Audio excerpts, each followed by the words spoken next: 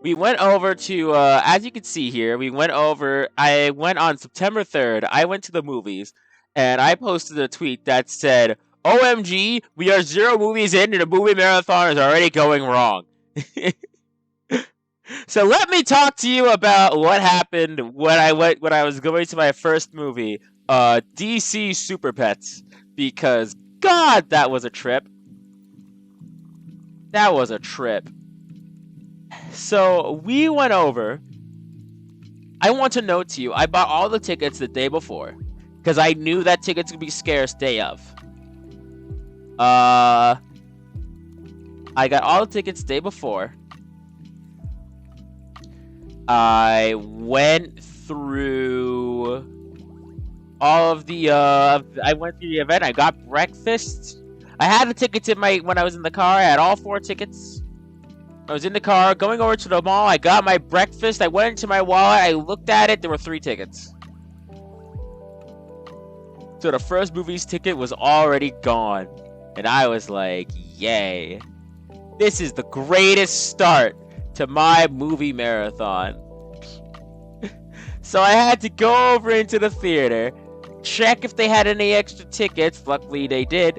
And we had to pay $6 for it.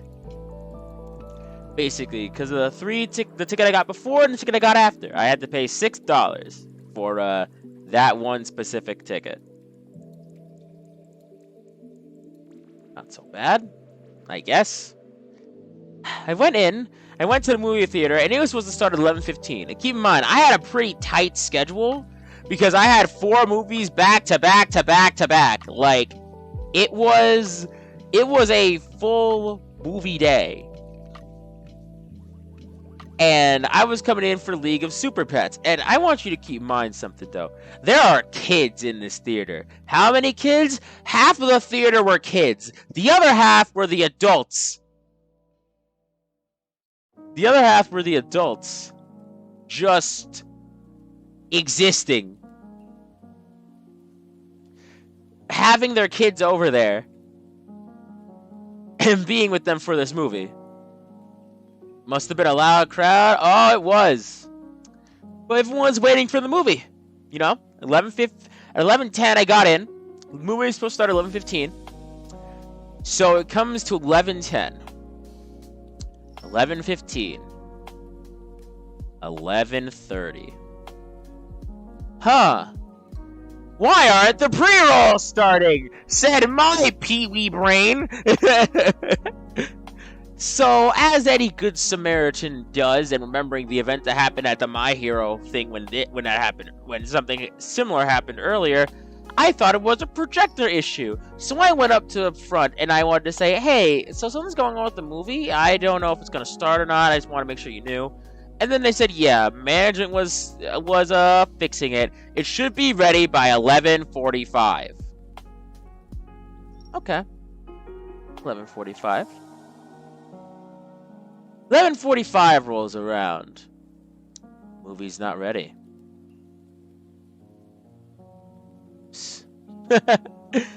Now there's this poor man, this poor gentleman who probably did nothing fucking wrong, who has to go out in front of some upset kids and probably ticked off parents to explain why the video wasn't playing when they got their popcorn and their sody pop and went and drank it all already.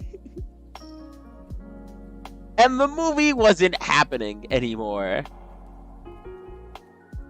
So they had to go ahead and state, hey, so we can't play the movie anymore right now.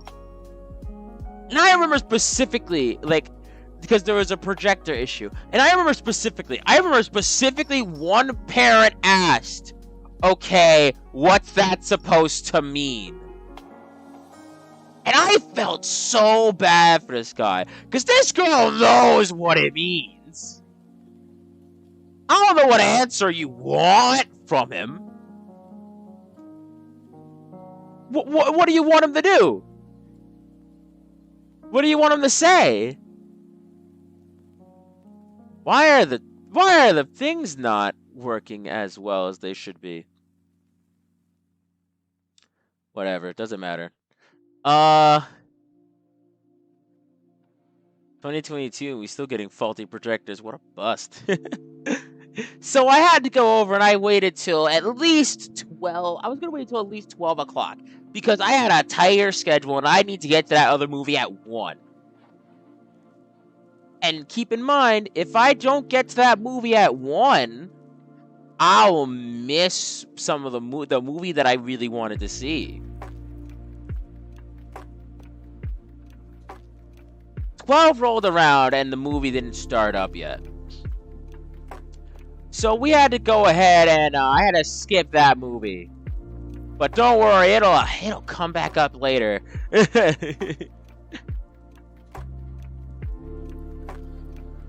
So we have another wonderful thing happening there. The next movie. I went to my local arcade, played some video games, went back to the movie theater, and then we are going to watch DragonBall Superhero. And this one went smoothly. So we're gonna go over. We're gonna do a I guess quick off-top review. I have notes down here for the movie, so I will try my best to not spoil anything that happens while doing this. So here goes. Need to pull up my notes still. Thought I had them up by now. Nope, that's something else. That's something else. There we go. As a non-Dragon Ball fan, I liked the movie, although I really thought it wasn't what one would call perfect.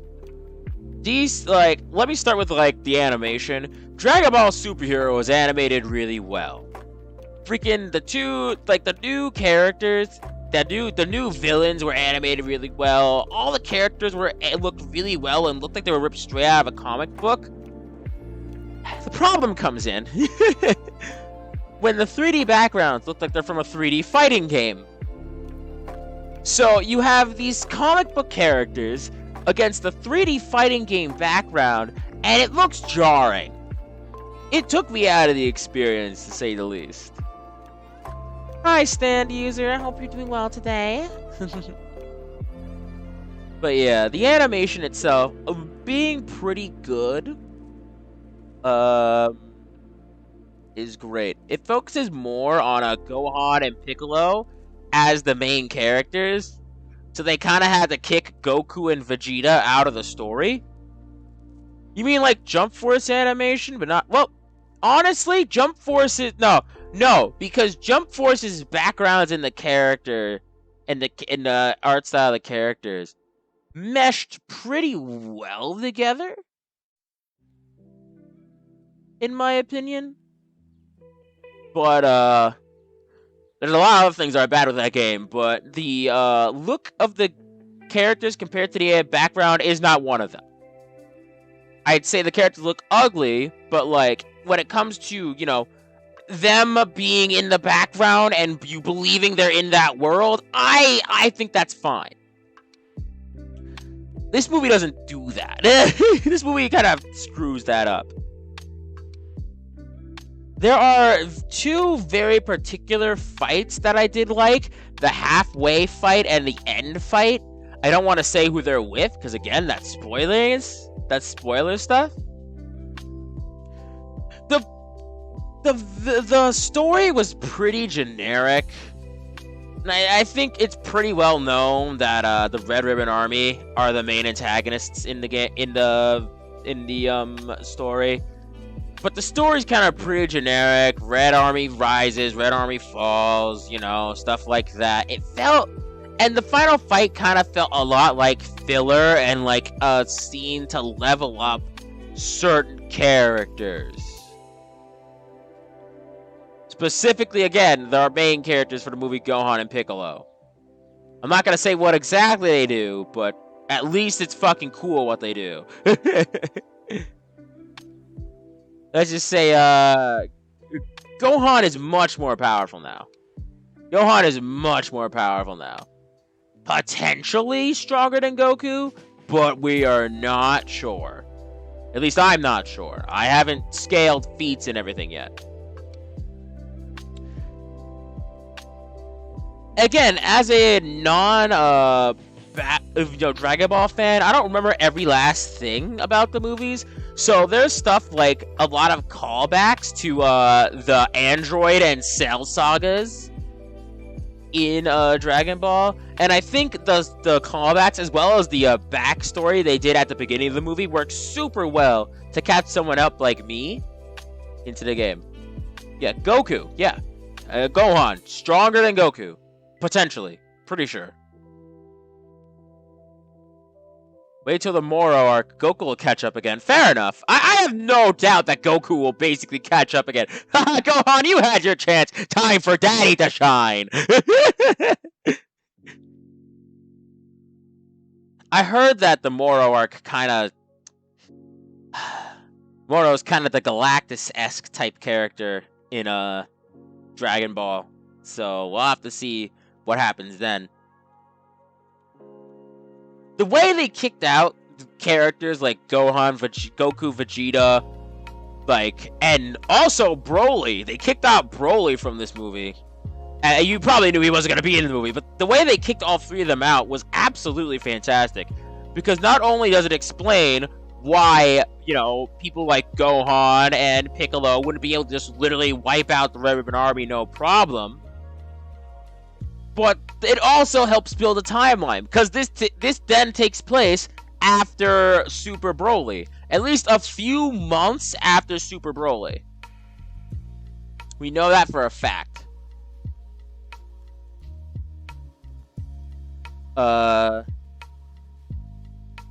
Plus, the new power-ups that Gohan and Piccolo do get fits their character really well.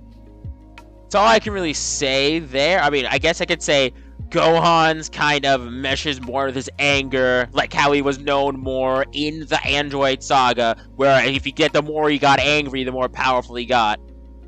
To the point where, again, he would surpass his father. It's Piccolo's being more of a mentorship type of thing, instead of a straight... it's a straight power-up, but the way he does it doesn't, break him. He has to use tactics and stuff to try and win the day. Fucking Gohan's breaks him, though. Absolutely, Jesus Christ.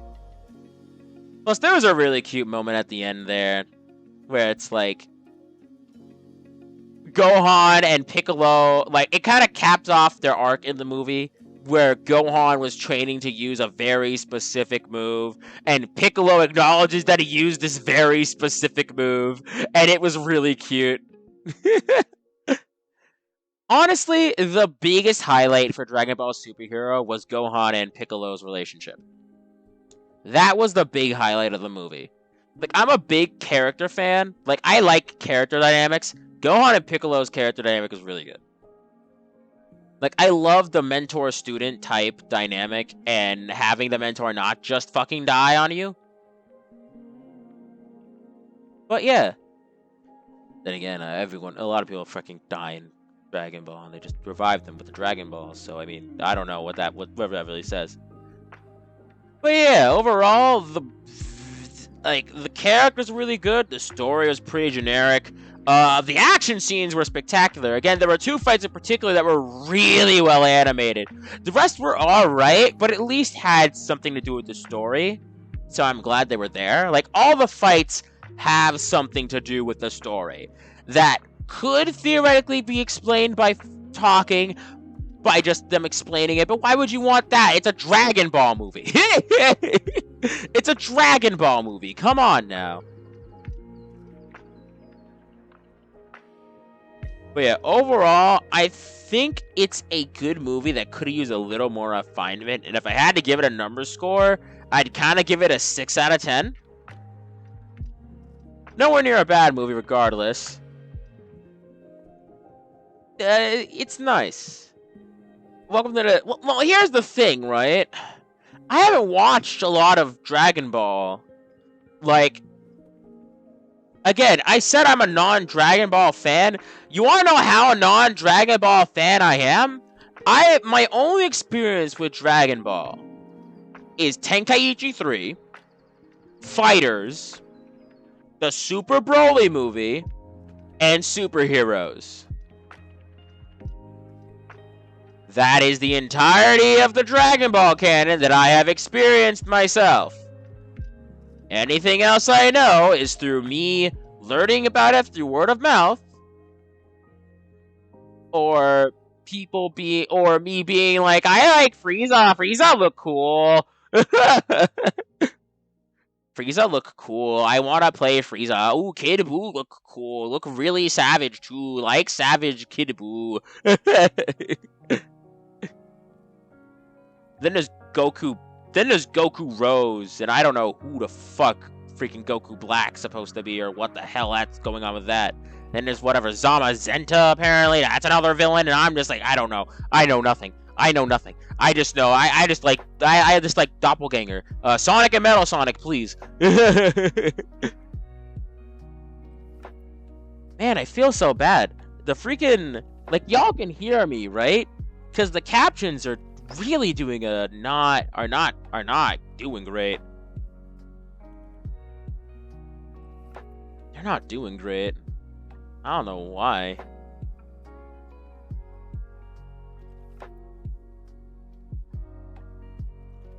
Loud and clear, good. Uh-oh. Pre-roll ads are disabled. Did ads play? Boop.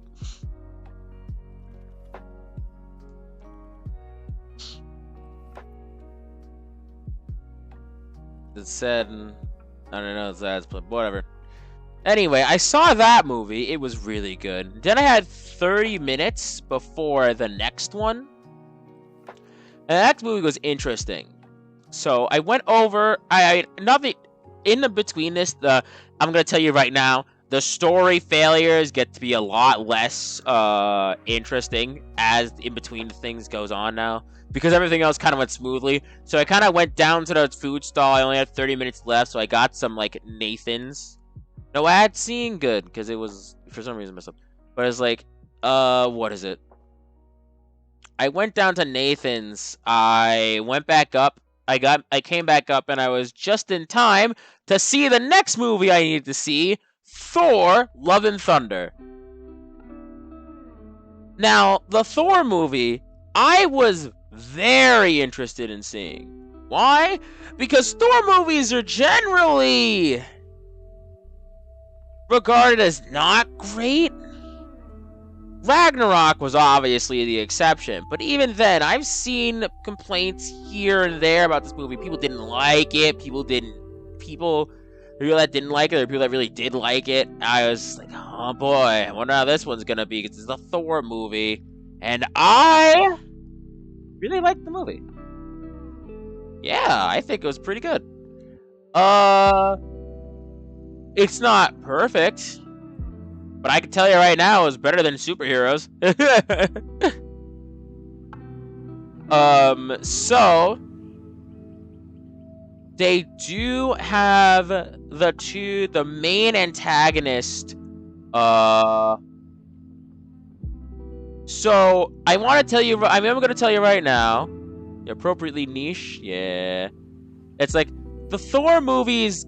This Thor movie kind of, takes Ragnarok's funny moments. Like there's an entire running gag where Mjolnir is trying to be conjured by Thor, and then Storm Terror comes in looking like a freaking dumped ex-girlfriend. They take a lot of like the Ragnarok style of jokes and mix it with, what is it, like the original Thor's seriousness, and it works somewhat.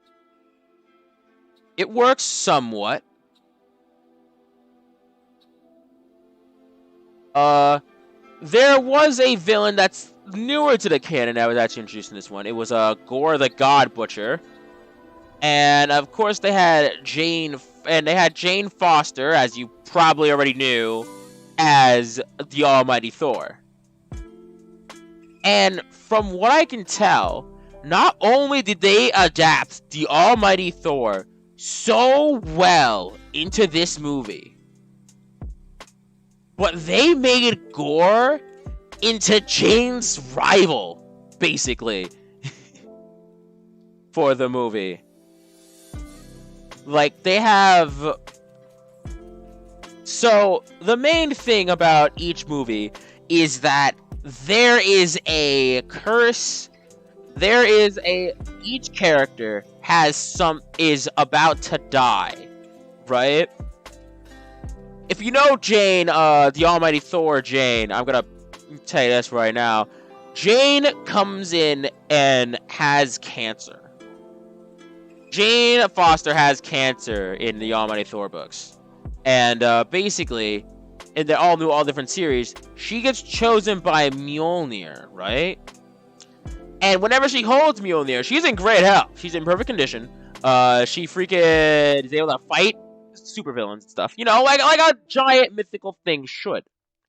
However, whenever she uses this power, it stops her. It basically uses all of her mortal strength to wield it. AKA, it stops her ability to fight her cancer. So, when she detransforms, she is usually much sicker than she was when she doesn't have the hammer. And it goes to basically a point where, you know, the more she uses it, the more she gets damaged. They not only put that into the movie very well, but gave Gorr, like, a very similar aspect to be able to, use.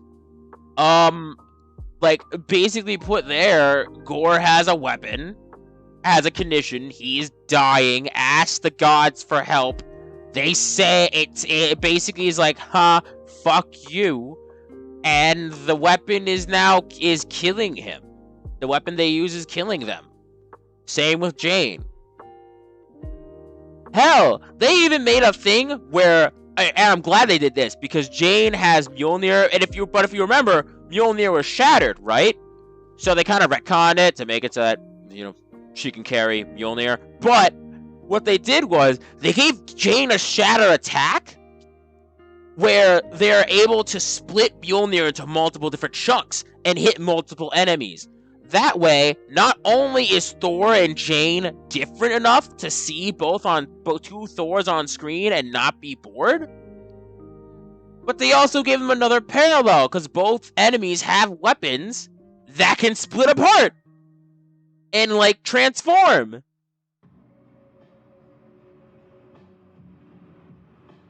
Gorr and Jane are such good rivals in this movie. That's all I can. That's like, it's amazing.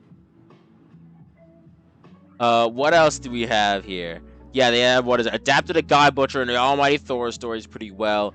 It really does capstone Thor and Jane's relationship.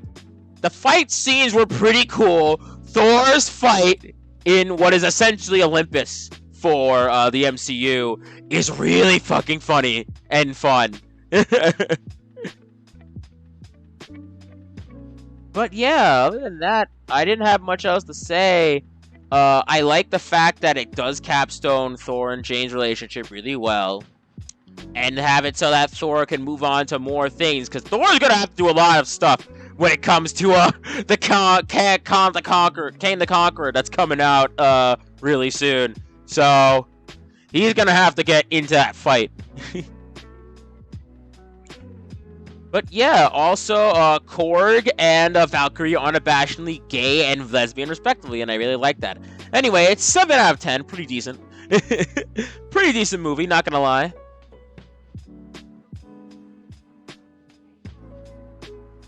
But yeah, he went over there, I saw Thor, I thought it was a good movie. I liked Thor. And then we went for an hour. I went to grab another bite to eat and play some more video games at the arcade again for that hour. That's what I went over. And later on, I made another tweet that says, what's going on here? Oh, gotta be Frank. Oh, thank Frank. Frank, very cool. Yo, give Gotta Be Frank a follow. They're cool. They dope. But, come on. Let me go over.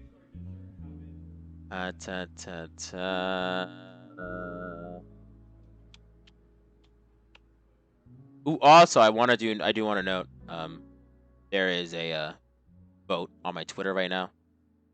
If you want to go over and vote for what I should play next time on my, on Friday, either Splatoon 3 or AI Somnium Files, do that. Anyway, where was the tweet? Because there was a tweet that I need to have here. No, not that tweet. I need this tweet. Not this tweet either.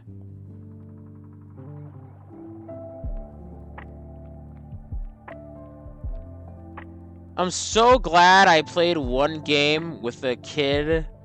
It made them say Iron Giant is OP. They're really good with LeBron too. In other news, I'm fairly starting getting better with Iron Giant and Velma.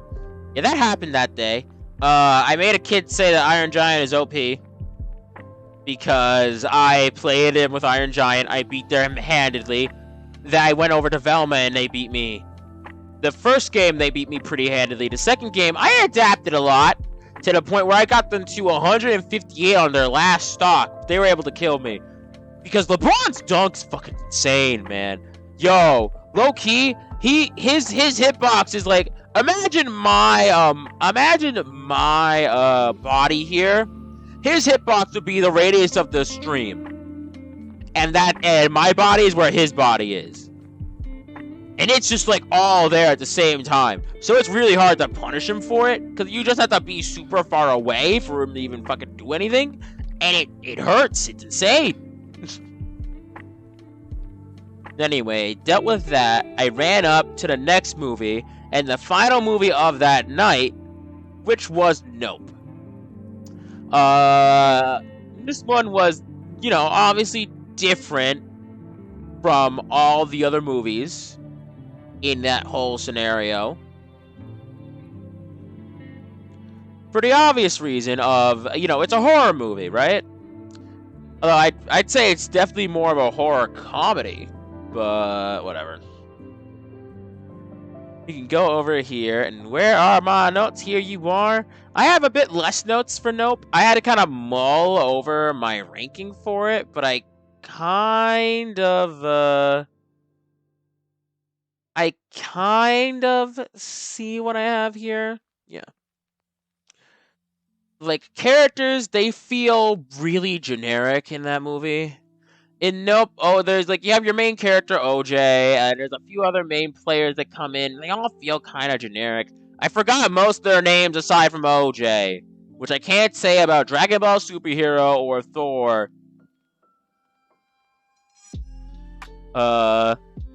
Freaking... I don't even have their names in these notes. I forgot them when I wrote these notes. I wrote these notes a few hours after the movie. Oh, that kind of hurts.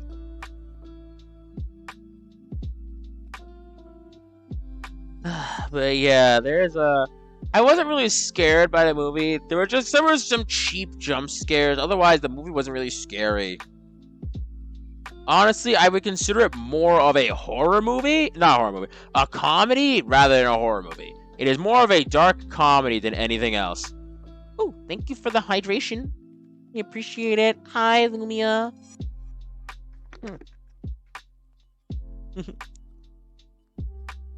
But yeah, I don't think it worked into the movie's favor. For Nope, basically, there were too few jokes, and not a lot of the jokes landed. So it wasn't a funny comedy, and it was just a sad comedy. And I hate it because I don't like bad comedies. Because, bad comedies are just unfunny. And then you have the horror aspect, and I'm like, yeah, it didn't scare me. I don't like bad comedies? No, I don't. I can't say I do. What movie, by the way? Nope. I'm talking about Nope.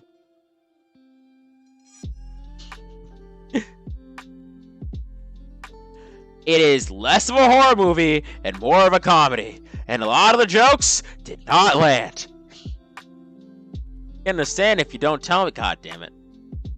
I hate you. I hate you. So mean. So mean. You know I'm only mean because I love you, Umi. If there's one thing I really did like about no, I just want to participate. If there's one thing I do like about the movie, it's the foreshadowing and the unsaid payoffs.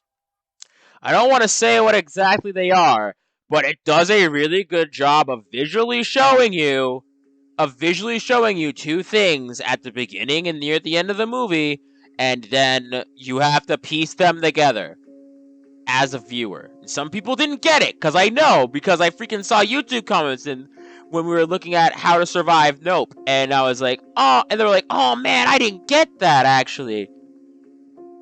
Then when someone commented that reveal, I was like, oh man, I didn't get that when I saw the movie. That's crazy.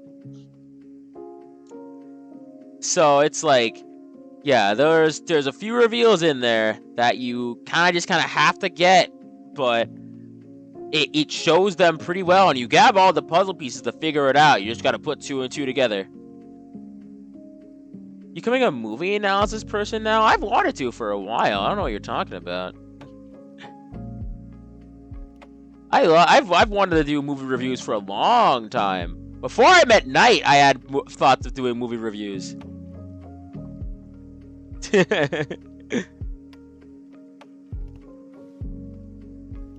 Jordan Peele produces weird movies. I can definitely say it's weird. The twist was fun, kind of.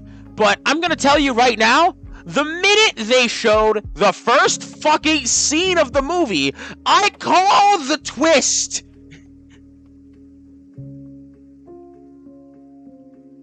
I called the twist like a mile away. Like, they showed the first scene of the movie. This is the twist. Yep. There's no reason they'd show this otherwise, so this is the twist. And I was right. I called it immediately. I feel like if I didn't, then I may not have been able to. But yeah, never been a big fan of Jordan Peele's work personally. That's fair. That is fair. Overall, there is also a lot of animal cruelty and racism comedy. It's definitely not subtle, but I do think it was done well, if a little extreme, at least on the racism side. Because you have people there's people that'll probably ignore you, but there's people that are literally like, oh, we got this guy? Yo, what the hell? Get him out of here, right to his face. He's like right in front of him. I'm like, yo, there's no way. Like, there's no way. That shit's going on in the background, IRL. I don't know what you're talking about. Like, there's no one with the fucking cojones to say that right to your face. It's a pass. Animals make me sensitive. Yeah. Well, may not like this movie then.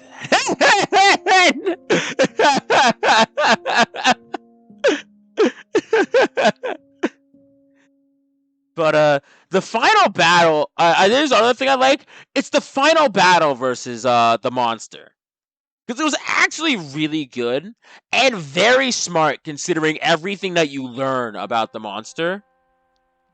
And no one is acting dumb until someone acts dumb and it kind of comes out of nowhere. But before that point, there's literally no one in the main cast that's acting dumb. Only things that are outside of their control mess up their plan, and the plan still goes off, like, without a hitch. Like, they were crazy, and it somehow goes through, and I was invested at that point. I was like, damn, these people smart. Yo, these people going crazy. They're literally like, here's all the strength of the monster. And here's all the weaknesses of the monster. How do we take advantage of their strengths while also taking advantage of their weaknesses? And they came up with the plan that they made. And it works really well. It's a really intense fight, though. Well, for a fight. I can't say it's really a fight, but I guess you'll see later. But like, I call it a fight, I guess. So I call those things like the final battle and everything. Like, you get what I mean. But it was really good and really intense. Especially at the end. When you know they got one objective done, but are like really hard on getting the second objective.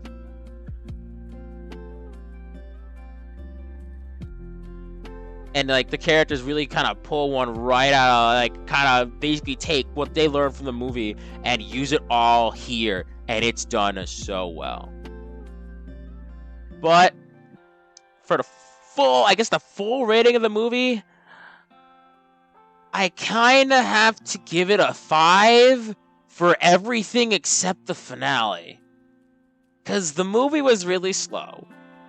The movie didn't have good horror.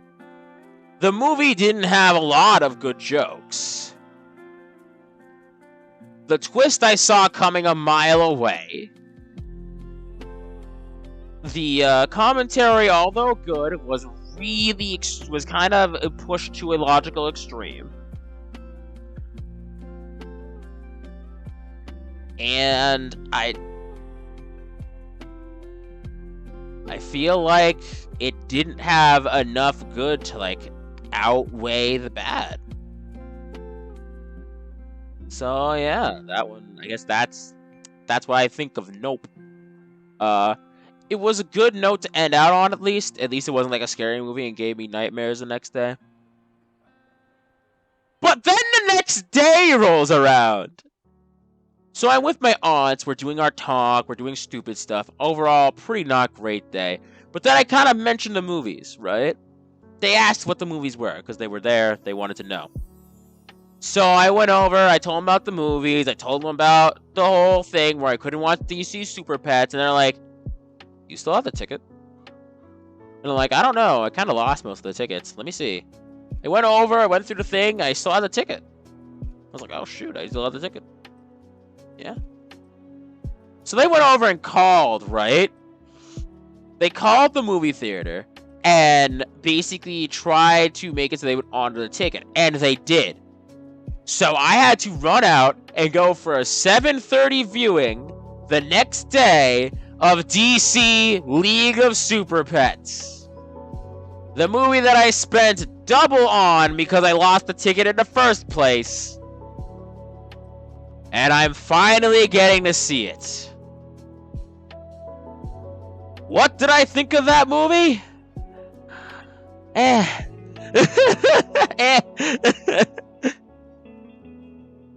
Super Pets was kind of... It was a really kidified version of the Justice League type thing. Of which I kind of get, because the last thing Crypto was ever in was a kid's show. But, you know, you have Crypto, Ace the Bat Hound, you have a few other characters that are, I don't think, typically very known. But, just sitting there. There's most of the Justice League makes an appearance that are kind of captured, and I'm not gonna lie to you, there were redesigns for the entire Justice League. The only people I like the designs of are Superman, Wonder Woman, and Green Lantern. And Green Lantern, they went to the logical extreme of anyone could be a Green Lantern. So I'm going to go over here real quick. I'm going to show you Super Pets Green Lantern design. Super Pets Green Lantern. They had Green Lantern be a girl. Which I feel is kind of cool.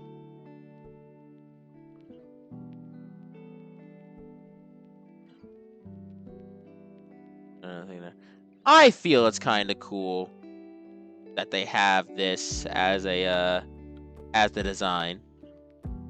I'm not the biggest fan of Batman's. He has too big a chin and he looks kind of chubby.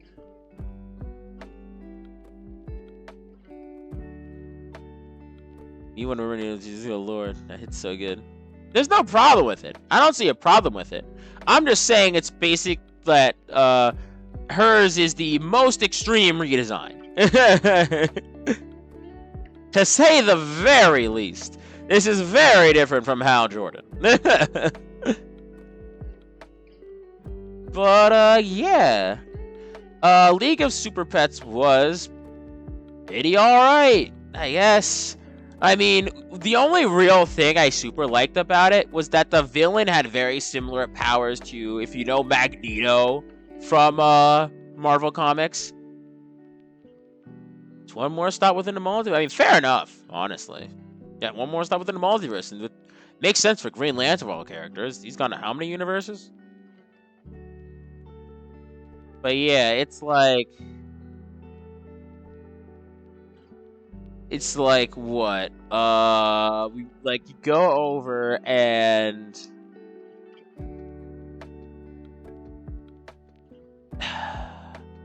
the only really great thing about the movie was the fact that the villain had Magneto-esque powers. And knew most of the cast already before becoming the supervillain of the movie. So, yeah, they gain their powers, they fight, and essentially it's a very generic loner gets friends story arc. Like, you have the thing, you have their falling out. The falling out happens so fucking quickly. The falling out happens so quickly that it's barely a falling out. It's not even really a falling out. It's the hero feels depressed for a second. And then decides to leave his group, and then they're just like, yeah, we're not doing that. So he kind of comes in with the fight, but you immediately know that everyone's just gonna freaking come after him. And they're gonna split up and do the two objectives that have to be done. Crypto's fighting alone against a big supervillain, and the other guys have to including Ace, have to save a Justice League.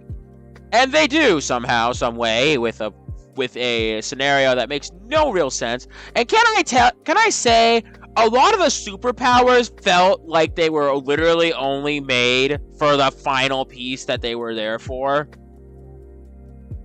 Like, some of their superpowers weren't that great.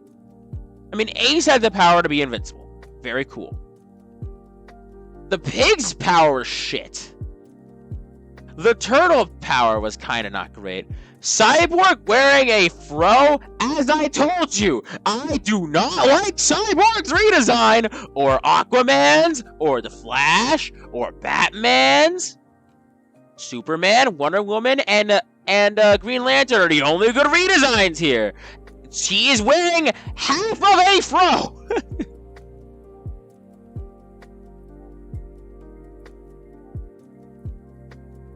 He wears half of a fro. I feel like I would be fine with Cyborg wearing a fro because of how he acts in the Teen Titans. But he is wearing half of a fro. This feels wrong, somewhat. There's no way. There's no way. And then everyone, I just feel people look shit. I feel like they look shit here. So then you go over, right? And Crypto's having his own thing about Superman basically getting with Lois Lane, and it's not, and he's not taking it very well. That's the movie. That's the whole fucking movie. There is no deeper like character arc. He finds his friends, and that's the end, basically. That's the character arc he goes through. he kind of tries to develop into it, but there's just kind of a moment where he more respects them. But you can't really tell where the moment is, but it feels like it didn't come naturally. So it just feels like there was a moment in it kind of has like the worst of both worlds, where it's like it feels like there's a moment where he just kind of changed, but you can't really tell where it is. It's supposed to be like an arc and stuff. Oh, no, I know where it is, actually. It's at the time where Ace and Crypto are talking to each other at the freaking Justice League headquarters. After one of the fights. That's when it changed. That's when it changed. And it feels like it wasn't an arc. It was just like, this one talk changed him forever. And it felt kind of forced. But yeah, overall, Crypto's return to the big screen, I didn't like it too much. I think I'd have to give that one the worst of all of them, being like 5 out of 10. Not even 5 out of 10, like 4 or 3. No, not 3. It's not that bad. It's a movie that works. With a fro? Damn. Yeah, Cyborg with half of a fro. I feel like he would just wear a wig to have like a whole ass fro. Why is it half? Why is it half of a fro? What? What? Why? In other news, if there's anyone that is willing to draw me like this, as thick as possible, I'd be more than happy. I'd be more than happy. Yo, give me this Green Lantern outfit and just make me a Green Lantern. Do it, I dare you. I will pay. I love her redesign so, and this is the only thing. I love her redesign so damn much. It's so good.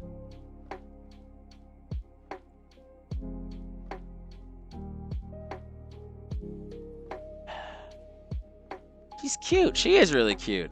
I like her. Her redesign is the best one. Hers is the best one. Because it looks good. It's a really interesting change to Green Lantern. I don't know if it makes a whole lot of sense. But I mean, it's a different universe, so I guess it doesn't really have to.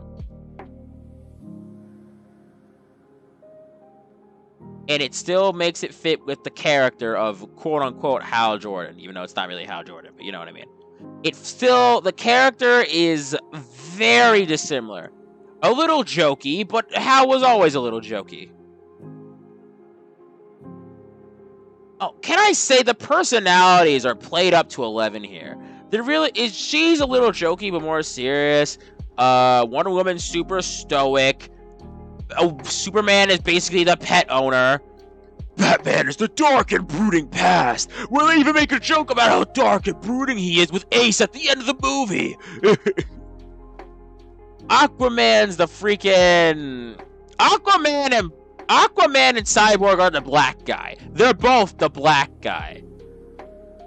And like, you know what I mean when I say the black guy. Like the token black guy. They're both them. They have basically the same personality. Except one has fish. And one has an airplane mode. I'm not kidding. Cyborg has an airplane mode in this movie. That is how he gets decommissioned.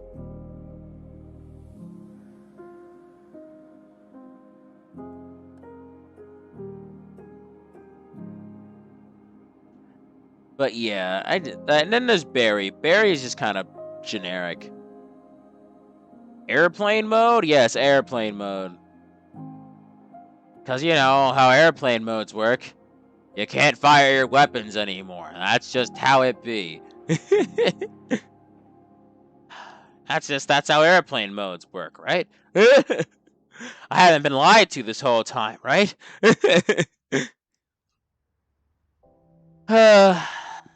But yeah, that was the end of my 1 day turned 2 day movie extravaganza.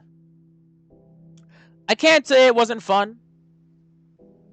I paid like about a little over the price of one ticket to watch 4 movies, and I got my enjoyment from some of them. There's that one, of course, the one that I didn't like, but can't say it was a bad experience, and I feel like I would definitely do it again. Hopefully the projectors work this time.